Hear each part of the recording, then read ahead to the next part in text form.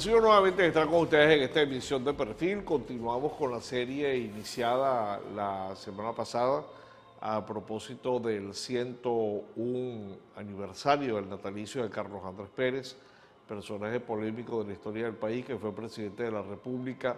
En su último periodo como gobernante tuvo que enfrentar dos intentos de golpe de Estado, movimientos políticos que propiciaban su renuncia.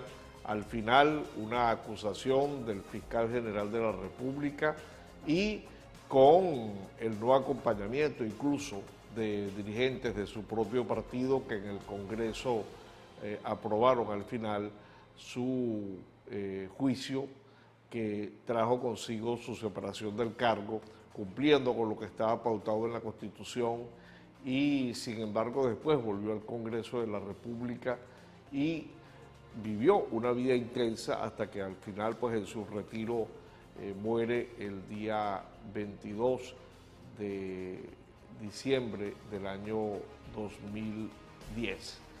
Vamos a conocer esta segunda parte de Carlos Andrés Pérez en CAP Inédito. Bueno, gracias. Hasta luego.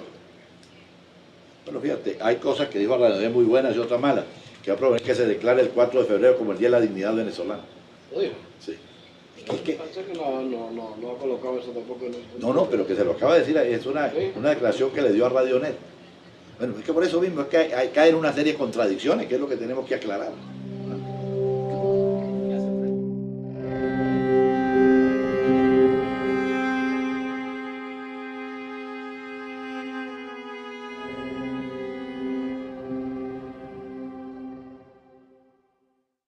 De manera pues que el campo internacional le es completamente adverso a una dictadura en Venezuela. Pero el problema está en otro, que en Venezuela, en América Latina, hace ya unos tiempos que está tratando de perfilarse un nuevo autoritarismo, donde los militares aparecen encubiertos por figuras civiles y muchas veces protegidas por el voto popular.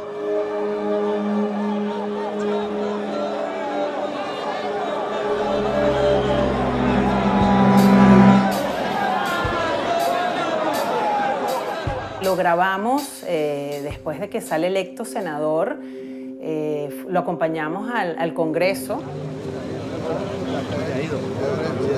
está? Muy bien, ¿cómo le va? Bueno, vamos a Castillo. No estaba la... Porque cerraron la entrada de este lado, tenemos la lateral abierta, pero yo no quise que nos metiéramos a gol, ya estamos en la hora.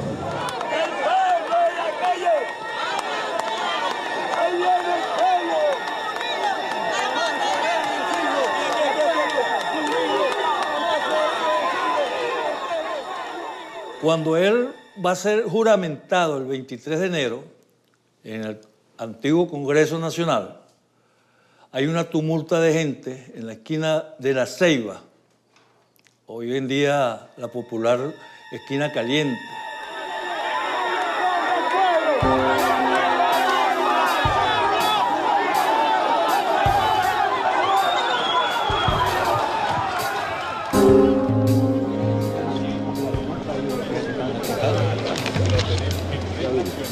Una vez para todos ustedes, porque estamos en todo el país a través de la radio. Senador Carlos Andrés Pérez, muy buenos días. Y sus impresiones sobre estas deliberaciones, no solamente de la directiva, sino sobre la perspectiva en general que recae sobre este nuevo Congreso, senador. Bueno, sencillamente yo espero que la instalación no tenga inconvenientes y que pueda comenzar hoy, 23 de enero, el trabajo del Congreso. Presidente, se ha hablado mucho sobre la larga o corta vida que podría tener este Congreso, que lo recibe nuevamente usted. Usted es una de las grandes noticias hoy aquí, por favor, su opinión. Debe durar los 5 años del periodo constitucional, a no ser que la Constitución que elabore la Asamblea Constituyente ordene su terminación anterior.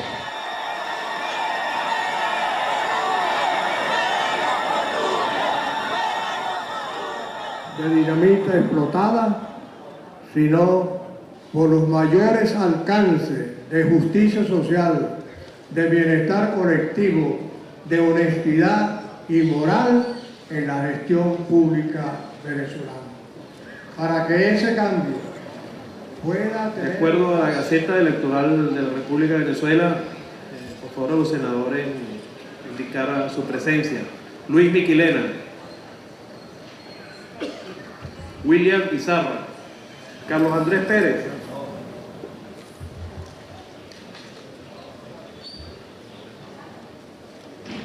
Estado Trujillo, Lewis Pérez. De acuerdo con todo lo que acompañamos al comandante Chávez en que el Congreso debe ser disuelto.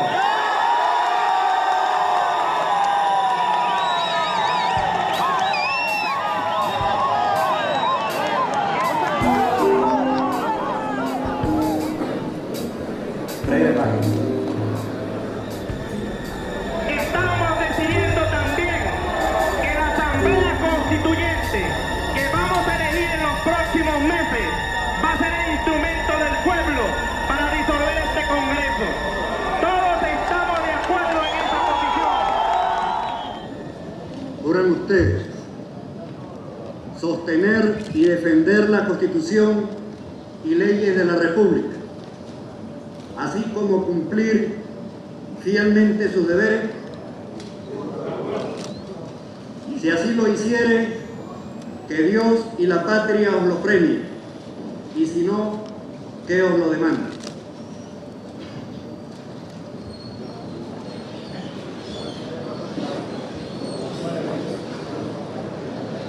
Declaro solemnemente instalada la Cámara del Senado del Congreso de la República de Venezuela.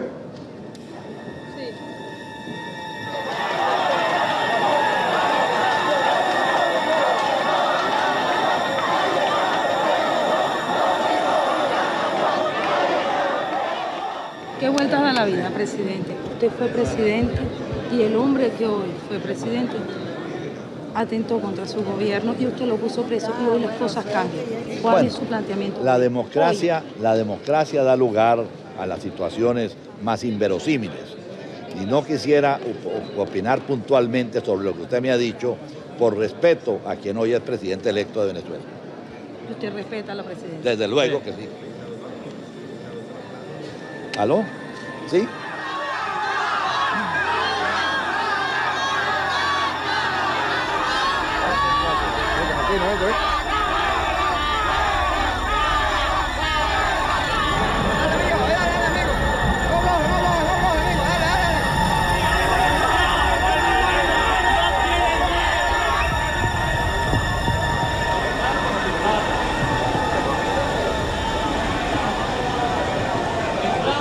Fue la instalación, probablemente la instalación del Congreso con más tensión que ha habido en Venezuela desde el asalto al Congreso por parte de los Monagas en 1848. Eso empezó en 23 de enero de 1999 y Carlos Andrés Pérez estuvo en el ojo del huracán justamente ese día y en los meses siguientes.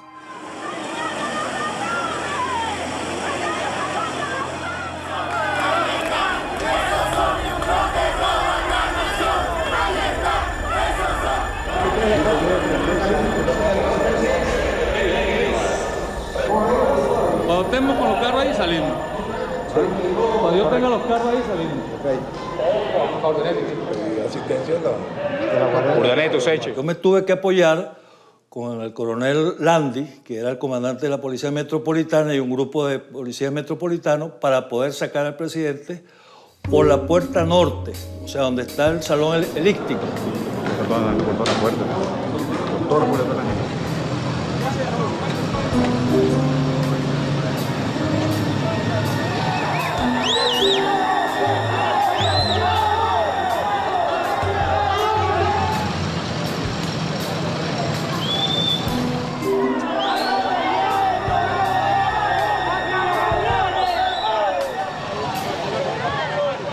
Un hecho preparado, no fue una circunstancia de una gente que va al Congreso y no, una gente preparada que iba para vituperar al Congreso, para insultar a los congresantes que no querían dejar salir a los diputados y a los senadores, los maltrataban a la salida, etcétera, etcétera. A los diputados y senadores de Acción Democrática y de CUPEI, casi todos tuvieron que salir en carros blindados de la Guardia Nacional, porque la gente los maltrataba al salir. De manera pues que hay una amenaza latente sobre la vigencia del Congreso Nacional. Y como ya sabemos, el único poder que desaparece en una dictadura es el poder legislativo.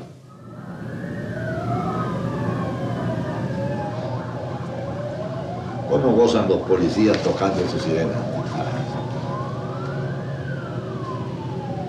Imagínese usted un hombre que ha tenido tanto poder en Venezuela, cuánta gente lo ha visitado y con cuánta gente ha tenido relación. Pero eso varía de acuerdo con la situación de uno viva. Cuando yo caí en esta adversidad que me ha perseguido con tanta hazaña, pues disminuyó mucho la gente que me visita, la gente que me expresa su amistad. Y en algunos casos es sorprendente cómo gente muy vinculada a mí se sintió sin ton ni son, absolutamente desvinculada en todo sentido de mí y de quienes no han recibido ni siquiera una llamada por teléfono. Pero eso no ha cambiado mi manera de ser, ni mi carácter, ni mi sentido de la amistad, sino sencillamente me ha dado un conocimiento más profundo de lo que es la condición humana. Sin ser un reclamo amargo, es sin embargo una constatación casi objetiva de que está solo en el mundo, de que sus amigos lo han abandonado, lo que cual parecía increíble a la luz de todos los amigos que había tenido, ¿no? Es decir, de cómo su figura había sido tan requerida. ¿Jura usted cumplir fielmente los deberes inherentes al cargo de presidente constitucional de Venezuela y cumplir y hacer cumplir la Constitución y las leyes de la República? Juro delante de Dios, juro delante de la patria, juro delante de mi pueblo, que sobre esta moribunda Constitución haré cumplir. Ese día de la instalación, en primer lugar, no prestó el juramento conforme lo manda la ley, porque el juramento es un acto formal, pero muy solemne. En Venezuela hay una ley de juramentos que incluso indica lo que se le pregunta al juramentado y lo que tiene que responder el juramentado. Y este es un requisito sine qua non para poder asumir un cargo. De manera que, sin lugar a dudas, si fuéramos a hablar en estricto senso, el presidente de la República no se juramentó, y esto ha podido ser hasta reclamado desde el punto de vista jurídico, pero bueno, eso se aceptó y así pasó. El juramento fue incluso, adquirió características de ofensa a la propia República cuando habló de que juraba sobre una moribunda Constitución. Desde luego que ese término no se le puede aplicar en ninguna parte del mundo a una Constitución. Una Constitución es vigente o no es vigente. Y esa Constitución vive con toda su fuerza hasta el día en que la reemplace otra Constitución.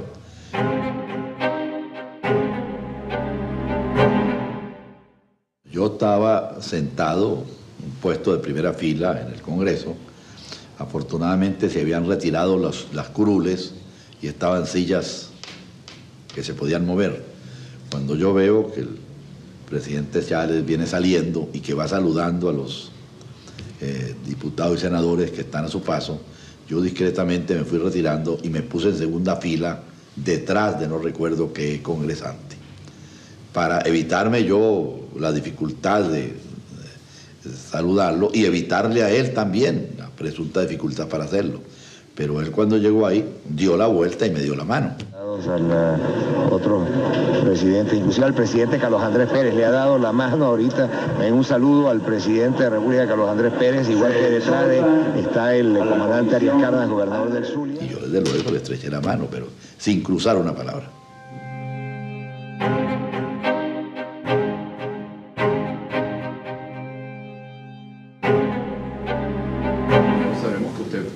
Una reunión con Chávez, ¿eso va, no va? Sí, yo pedí la entrevista, no le puse fecha ni me la han dado, porque yo creo que ya no estamos frente a supuestos, estamos frente a hechos concretos. Ya lo que pasó, pasó. Y entonces nosotros tenemos que apostar a la democracia o apostar a la dictadura. Yo creo que nosotros tenemos que apostar a la democracia. En ese sentido era muy difícil que la intuición que tenía Carlos Andrés Pérez sobre cómo se iba a ejercer realmente el poder en Venezuela él pudiera ponerle otro nombre que dictadura, pero iba a ser otra cosa, sin duda. Iba a ser otra cosa porque esto es, digamos, lo que empieza a ocurrir después es una deconstrucción, una destrucción del sistema democrático, desde el punto de vista constitucional, desde el punto de vista institucional y desde el punto de vista de las prácticas reales del poder.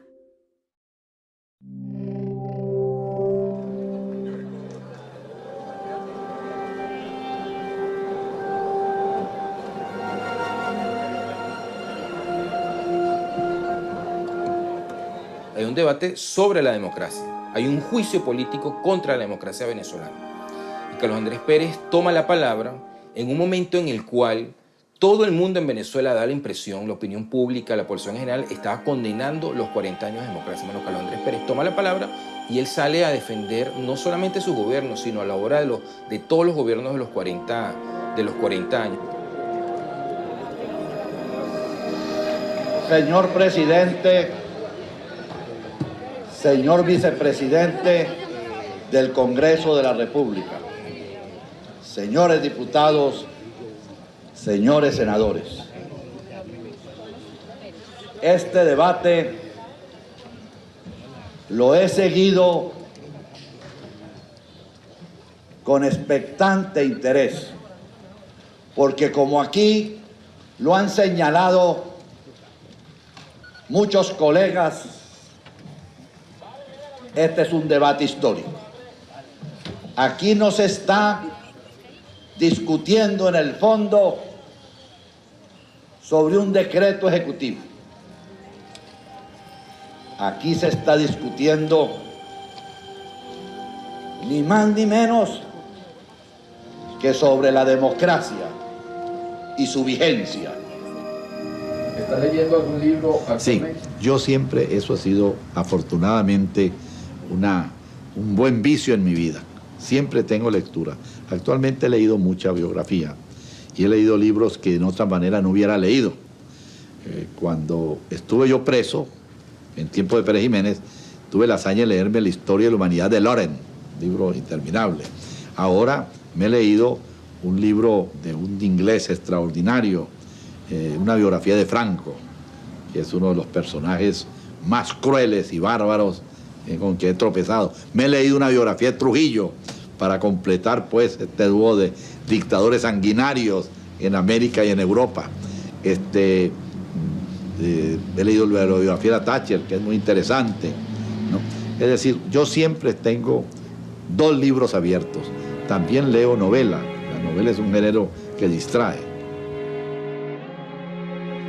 Yo creo, estoy seguro que lo comparten todos los que hemos participado en estos 40 años de democracia, que son muchos los errores que se han cometido, que son muchas las equivocaciones y que en verdad, en algunas veces se cometieron y se realizaron actos fuera de la ley, fuera de la Constitución, pero al mismo tiempo que nadie pueda decir que los gobiernos democráticos hayan alcahueteado, hayan aceptado esos sucesos. Duermo muy poco, porque yo he dicho entre chanzas y veras que la vida es muy corta, que si uno tiene el descanso eterno, ¿por qué va a descansar mientras tiene la oportunidad de actuar? De manera que yo me acuesto y me levanto el mismo día. Yo nunca antes de las 12 de la noche estoy acostado, estoy durmiendo. Y a las 5:30, 6 de la mañana ya estoy de pie haciendo mis ejercicios. Aquí se me ha emplazado en materia de derechos humanos. Se habló de la muerte de Jorge Rodríguez y no podría negarlo. Fue un asesinato cometido en la DIGEPOL, pero los culpables de ese asesinato fueron juzgados y condenados. Y esto es lo importante, y no se puede enrostrar al gobierno por ese suceso. Para mí fue un hecho que lamenté hondamente, que me indignó profundamente. Yo siempre he dicho que para portar armas hay que tener un instinto o una tendencia hacia la violencia en alguna forma. Fíjese usted las difíciles posiciones que yo he desempeñado, la lucha que yo tuve que dar contra la guerrilla en Venezuela, los atentados que se prepararon contra mí. Sin embargo, aunque cargo siempre en el automóvil y donde esté cargo armas, a mí me es muy difícil meterme un revólver entre el bolsillo. Y con otra gente, por ejemplo, Rómulo, el revólver era una indumentaria infaltable en él. Yo no he podido. Me ha tocado muchas veces meterme un revólver o una pistola entre el bolsillo, pero por lo regular no la uso. Una vez tuve un accidente en La Habana muy duro, porque estaba yo con Rómulo, los peligros de atentado eran permanentes, y yo cargaba puesta sin funda una pistola 45 con el percutor levantado. Y tenía que ir a buscar a Rómulo Betancourt a Bohemia, y cuando me metí apresuradamente en el carro se me disparó el percutor. Bueno, yo sentí el pellizco en la carne y me dio cuenta de lo que me estaba haciendo, lo que había pasado, pero afortunadamente no se disparó porque se interpuso la carne entre el percutor y la bala. Pero me hubiera destruido, ahí hubiera terminado mi vida, porque era una 45. ¿Y qué decir de la Constitución de 1961? Ojalá Dios lo quisiera, que la Constitución que se va a construir en la futura constituyente tenga el consenso que tuvo la Constitución de 1961. Bueno, el béisbol es la afición nacional, aunque yo considero que no es un deporte especialmente bueno. El fútbol es un deporte mucho más activo, mucho más dinámico, pero nos acostumbramos por la vecindad norteamericana al béisbol. Yo he sido magallanero. ¿Por qué? El nacimiento del Magallanes fue el nacimiento de un equipo popular. Su rival era el Caracas, pero el Caracas era un poco más elitesco. Lo fundó la cervecería Caracas. Y yo por eso me hice magallanero desde el comienzo y he sido siempre magallanero. Y aquí se ha dicho que los votos que eligieron al señor presidente Hugo Chávez tienen un valor distinto al voto que nos eligieron a nosotros como senadores o como diputados. Eso no es verdad. Y esto debemos sostenerlo. No podemos admitir bajo ningún respecto que se quiera disminuir la significación del Congreso Nacional, porque lo que se está disminuyendo y lo que se quiere destruir es a la propia democracia. ¿Cuántos hijos tiene usted? Yo tengo 8 hijos. 8 hijos. Como hombre fundamentalmente político, ¿cuán cerca ha podido estar usted de sus hijos? ¿Le hubiera gustado compartir más tiempo con ellos? Bueno, yo tengo un sentido de la responsabilidad familiar muy acentuado. Yo nunca he descuidado mis deberes y mis responsabilidades de padre y en realidad mis responsabilidades familiares, a pesar de que la vida política ha absorbido totalmente la mía. Nunca ha pensado que le hubiera podido dar más. Uno no debe pensar en cosas que no tiene posibilidades de hacer. Y eso es lo que venimos a pedir aquí. Venimos a ofrecer y venimos a pedir tolerancia. Porque ¿qué ha estado en el fondo de este debate que por tantos días hemos proseguido? Una preocupación profunda de una mayoría de diputados y senadores que pensamos que se está jugando la suerte de la democracia venezolana, que hay en avanzada constante una posición autoritaria que pretende convertirse en poder en Venezuela. Usted sabe que esta es la única afición que yo he tenido toda la vida, las corridas de toros. Sí, ¿no? Yo me dedicaba a la política y los raticos que no dedico a la política, cuando hay toros voy a las corridas. ¿Tiene algunos amigos toreros? ¿Algunos? Todos los toreros que han venido por aquí son amigos míos. Pero ¿qué nos angustia? No que esté aquí el coronel Dávila al frente del Congreso. Nos angustia el exceso de nombramientos militares, porque eso tampoco parece conveniente para la República. Nos angustia que militares en servicio activo vayan a formar parte del directorio de PDVSA. ¿Está en sus planes contraer matrimonio con Cecilia Mato cuando se salga? Bueno, todas estas cosas son posibles, pero no. A mí no me gusta nunca, y esto es una costumbre muy andina, hablar de la vida privada. Los andinos son muy reservados en este campo. Pero no está en sus planes. O si no, pregúntenselo al general Gómez. Yo le pido a los señores diputados y senadores del gobierno que mediten sobre estos hechos, que busquemos la forma de entendernos, que busquemos la forma de pactar, no pactar para traicionar los intereses del pueblo ni los intereses de nadie, pactar para entendernos en el buen sentido de la palabra y para lograr que la democracia que conduzca el presidente Chávez sea realmente una transformación fundamental de la triste realidad que hoy está viviendo nuestra patria. Muchas gracias, senador.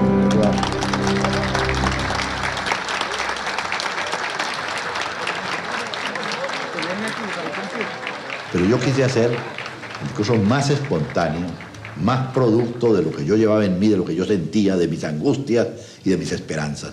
Lo improvisé totalmente, pero claro, con ideas que venía madurando a lo largo de todo este proceso, en que he asistido a todas las sesiones, he oído con interés a todos los... Bueno, la posibilidad de que se produjera alguna alteración se me llegó a decir. Se me llegó a decir, yo digo, no, a mí eso me tiene sin cuidado. Yo la enfrento, no se me puede prohibir que hable.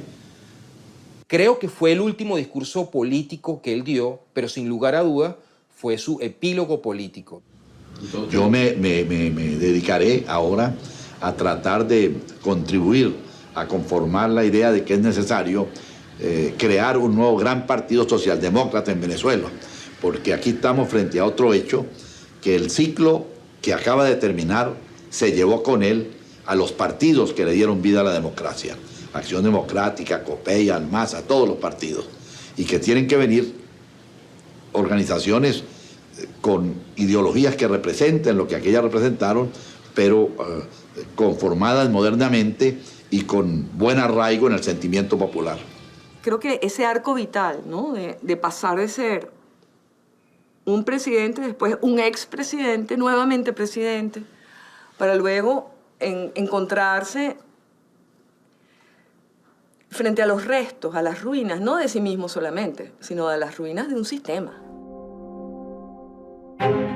El único camino, no hay otro, es una asamblea constituyente soberana que no esté sujeta a las cúpulas, que no esté subordinada. La principal promesa del expresidente Chávez en su primer año de gobierno fue convocar una Asamblea Nacional Constituyente. Él consigue que la Corte Suprema de Justicia le permita efectuar un referéndum consultivo para convocarla, referéndum que no estaba prevista en la Constitución del 61, finalmente se hace. Si en la constituyente aparece un grupo, cualquiera que sea mayoritario, la constituyente pierde su destino nacional.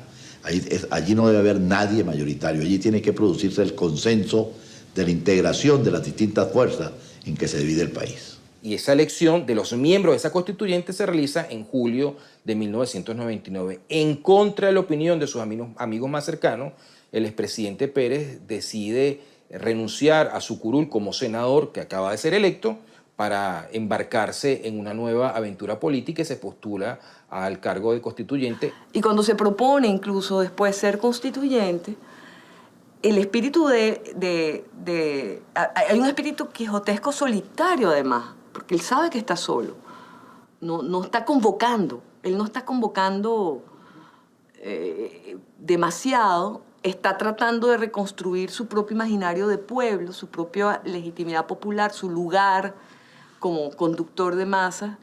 Luego, para las elecciones de la constituyente, volvimos nosotros al Táchira a hacer campaña por la constituyente.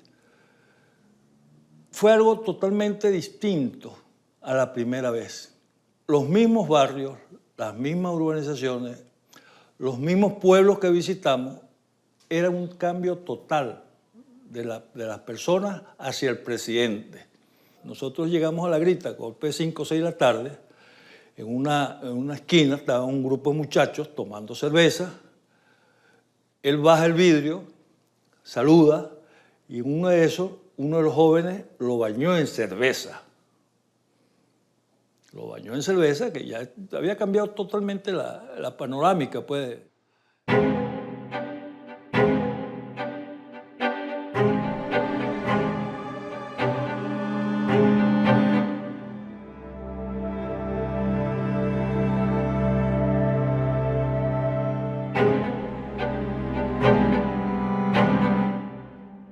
No sale electo, pierde, fundamentalmente porque las bases de la constituyente establecían que la primera minoría llevaba a los 4 representantes del Estado Táchira.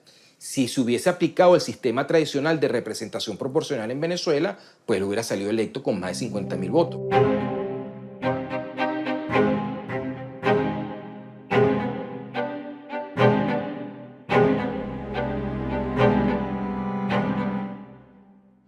El presidente cogió una calentura y se encerró en su cuarto. Y yo voy y le toco la puerta: presidente, lo está llamando fulanito de tal, presidente, lo está llamando sutanejo. Y en voz alta me dice: no estoy para nadie, carajo. Bienvenida la Asamblea Nacional Constituyente Bolivariana, hermanos. Según las bases y una estratagema que hizo el chavismo, o la alianza chavista, los partidos que apoyaban al presidente Chávez, con el 60% de los votos, se quedaron con el 95% de los puestos de la constituyente. Es decir, de los 120 miembros, solamente salieron 4 representantes que no eran chavistas, 4 diputados que no eran, que digamos, eran opositores. Es decir, fue una aplanadora completa. Fue el triunfo de un país sobre de una parte del país sobre la otra parte.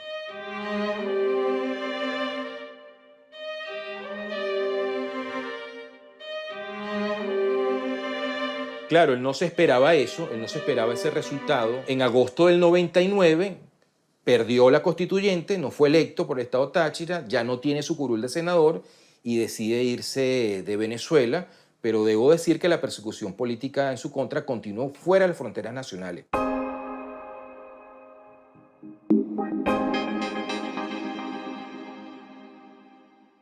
Que en el año 2002 se presenta una crisis diplomática con República Dominicana porque el gobierno de Chávez presiona al gobierno de Hipólito Mejía, el presidente de República Dominicana en ese momento, para que expulse a Carlos Andrés Pérez de Santo Domingo.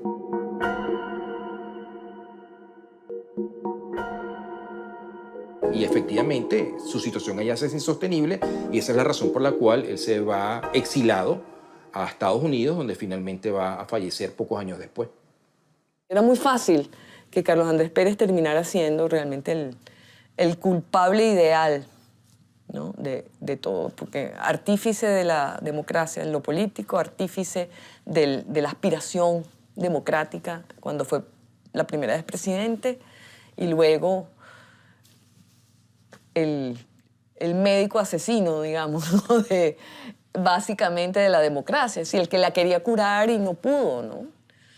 Entonces, creo que era demasiado un blanco muy fácil y probablemente además muchos otros que tienen y tuvieron una grandísima responsabilidad dentro de ese ciclo, pues también era lo mejor del mundo era tener un blanco móvil como Carlos Andrés Pérez por ahí, ¿no? En junio del 2010 fue la última vez que lo vi y prácticamente, bueno, ya para diciembre que nos avisaron pues la triste noticia de su partida.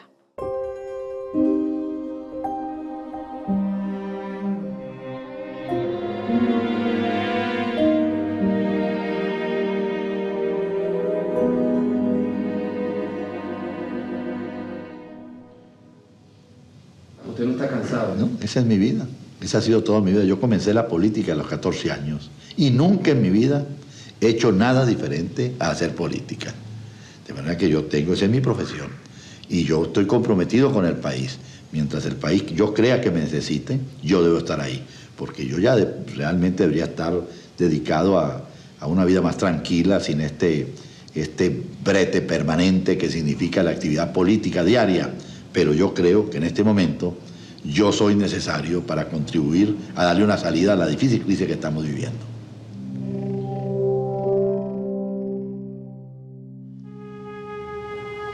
Bueno, ¿estamos listos? Menos mal.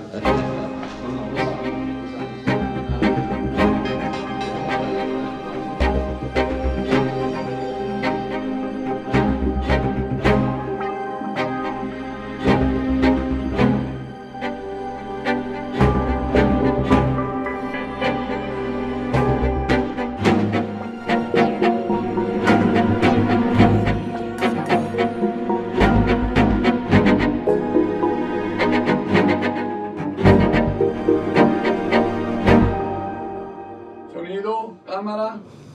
Acción.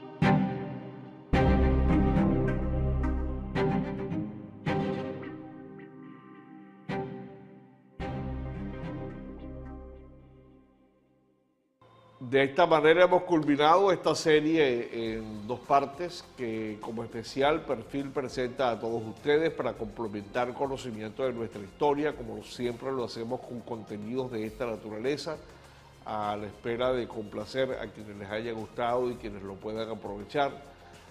Seguimos en Perfil todos los domingos, 11 de la mañana. Les invitamos a que se mantengan en nuestra programación y para todos, éxito y mucha suerte.